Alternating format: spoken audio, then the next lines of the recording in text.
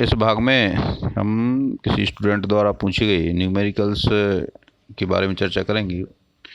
यहाँ पे जो पहला क्वेश्चन है वो है 12.3 ग्राम नाइट्रोबेंजीन को एनिलीन में अपचयित करने के लिए आवश्यक विद्युत की मात्रा की गणना करना। यदि विक्रम की धारा दक्षता 50% है, यदि सेल में विभव हानि 3 हो तो कितनी ऊर्जा का उपयोग होगा। इस प्रश्न को इस तरह हल करेंगे। सबसे पहले हमें देखेंगे कि इसमें नाइट्रोबेंजीन के अपचयन का समीकरण क्या होता। नाइट्रोबेंजीन को जब एनिलीन में अपचयित करते हैं तो उसके लिए 6 इलेक्ट्रॉन की आवश्यकता होती है और इसमें 6 H जुड़ते हैं तो ये इस तरह का हो जाएगा C6H5NH2 + 2H2। ये समीकरण है। नाइट्रोबेंजीन के 1 मोल का द्रव्यमान आप इस तरह निकाल सकते हैं। Y72 धन 5 धन नाइट्रोजन का 14 धन 16 दूनी 32 टोटल करते हैं तो 123 ग्राम आता है, यानी 123 ग्राम है। फैराडे के नियम के अनुसार अपन देखें तो 123 ग्राम यानी 1 मोल नाइट्रोबेंजीन के अपचयन के लिए हमें 6 इलेक्ट्रॉन वोल्ट यानी 6 फैराड की आवश्यकता होगी और 6 फैराड यानी 6 × 96,500 कूलाम। अब अपन 22.3 ग्राम नाइट्रोबेंजीन के अपचयन के लिए निकालना है तो ये 22.3 ग्राम 123 का 1/10 भाग है तो ये आवेश की मात्रा भी 1/10 हो जाएगी तो उसको हम 10 का भाग दे देंगे। इस तरह से यह हो जाएगा 97,900 कूलाम। अब चूँकि धारा दक्षता 50% है, यानी हमें दी गई धारा का केवल 50% आवश्यक कार्य के रूप में प्रयुक्त होता है, बाकी व्यय हो जाता है। तो इसमें अपन को 50% है तो हमें 2 गुने आवेश की आवश्यकता होगी। तो ये 2 गुना आवेश है तो 2 गुणा कर देंगे तो 11,000 तो 1,15,800 कूलाम आ जाएगा। अब ये आवश्यक आवेश की मात्रा होगी आपकी 1,15,800 कूलाम। विभव हानि जो 3 है इसलिए इसकी व्यय ऊर्जा का मान भी 3 गुणे 11,000 वो 1,15,800 जूल हो जाएगा। इससे गुणा करने पे हमें 3,47,400 जूल प्राप्त होगा। ये इसकी व्यय ऊर्जा की मात्रा होगी।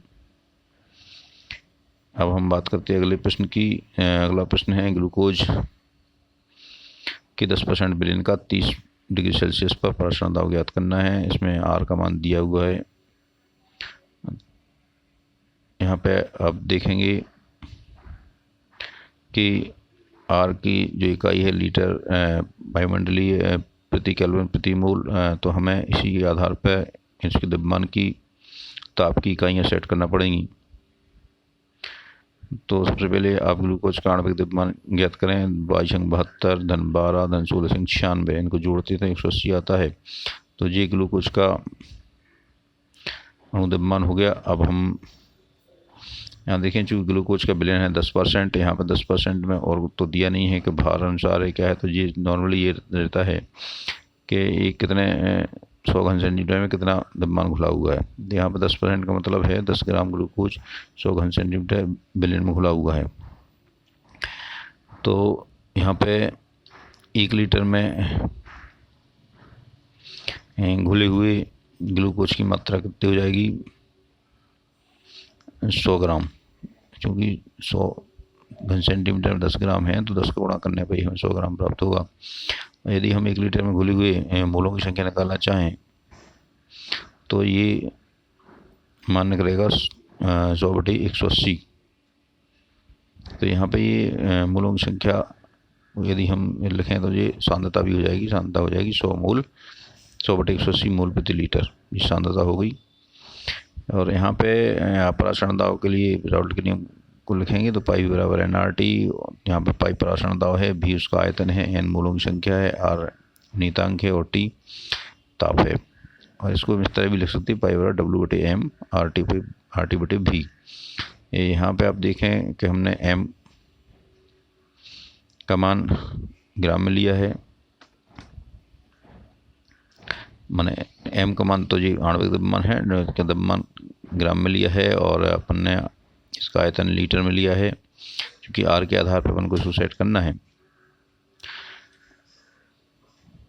तो ताप भी हमें केल्विन में लेना पड़ेगा, तो इसको 277 केल्विन हो जाएगा। इस सूत्र में मान रख देंगे, एम की जगह 100 रखा अपन ने, और डब्ल्यू की जगह 100 ग्राम हो गया, एम की जगह 180 हो गया, आर की वैल्यू अपन ने रख दी, टी की वैल्यू रख दी, और भी का मान 1 लीटर रख दिया। इसको गुणा करने पर 8.21 × 303/180 आ जाएगा।